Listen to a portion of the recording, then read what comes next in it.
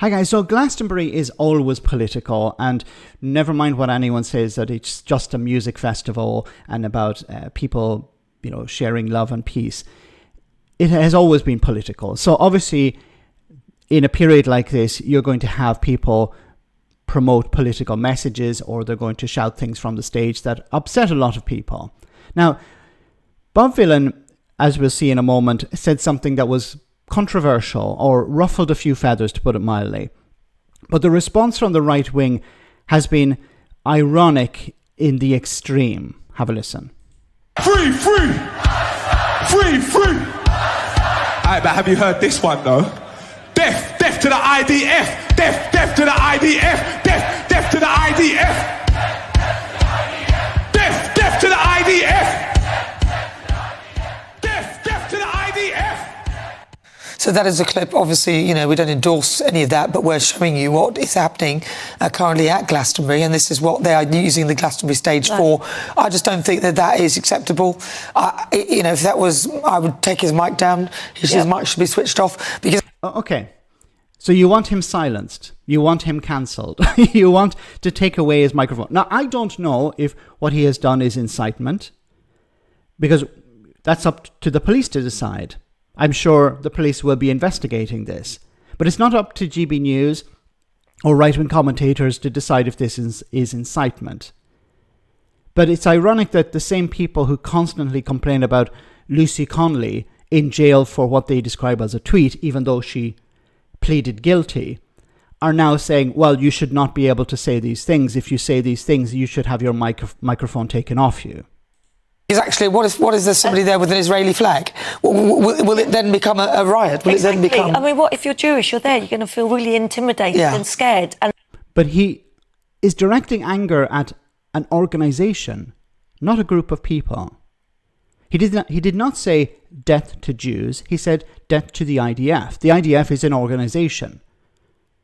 Like if he had said death to Shell, the oil company, or death to the National Party, the one that ran South Africa during apartheid. Would you be complaining about that? Would you be saying, what about people from South Africa? They would be upset about that. What about people who work at Shell? They would be upset about that. Do you understand the difference here? He didn't direct it at a group of people. He directed it at an organisation. Now, once again, I don't know if he's guilty of incitement. That's for the police to decide. But you're comparing apples and oranges. And of course, either you're doing it because you're stupid or you're doing it because you have, a motivation behind that. And, that is a hate fest. It's supposed to be about the music and love and enjoying. No, Glastonbury has always been political. You don't get to now say, hey, Glastonbury, I never attended, but it's always about peace and love and, we all come together and have a bit of fun. No, it has always been political. Happiness, that is wrong for every way. That is out of order and he should be taken off stage. I'd take his mic down and say, well, you're there to sing. Okay, you're there to sing. You're not there to talk about politics. It's like, these are the same people who are demanding that... Lucy Connolly be released from prison, even though she claimed she pleaded guilty. Like you don't get to say somebody who is in jail because of incitement should be released, and at the same time say, well, this is incitement. This man should have his microphone taken away from him. Obviously, if you were to go a step further, they would say that he should be in jail. We don't have it in this clip. But I can guarantee you, if you ask them enough questions, they would say, yeah, this guy should be in jail. So who should be in jail and who should not be? Well, that's up to the police to decide. So just sing. I don't mind the political conversations and people supporting their political bands and so on. But when you're chanting death to people, I think we've crossed the line there, don't we, surely, Aaron? Well, I kind of like what the Americans do with free speech. I'm quite a fundamentalist on it. But you're right. Obviously, this is now going to mean questions for Glastonbury and, of course, the BBC. I think they broadcast that. Well, that's right. It was shown on the BBC. Yeah, they showed that, which we're showing it because they've showed it, so that we know that. But they filmed it, and obviously it's a news story.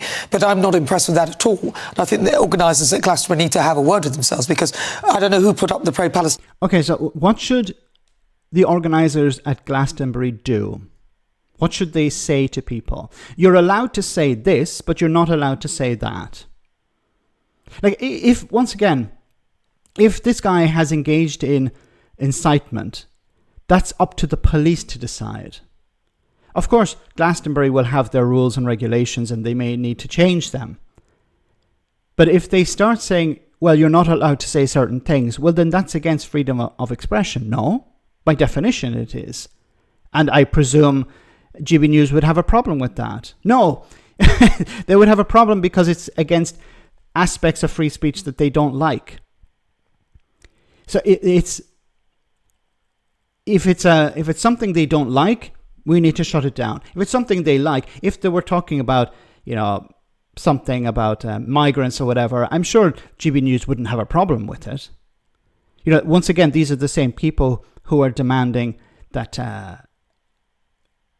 Lucy Connolly be released from jail, or that she's been treated unfairly in some way, or that, all she did was tweet.